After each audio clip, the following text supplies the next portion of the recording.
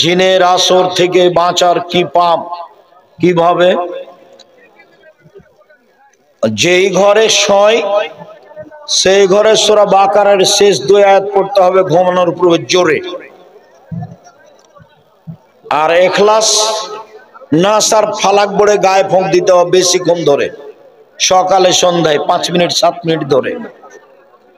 আর বিছানায় শোয়ার সময়তে সূরা বাকারার শেষ 2 আয়াত 1, আয়াতুল কুরসি 2, 3, এইভাবে হাত ধরে ইখলাস ফালাক নাস পড়ে হালকা থুথু দিয়ে মুখের উপর দিয়ে শরীরে বলিয়ে নিতে হবে, তাহলে জিন পালাবে ধীরে ধীরে।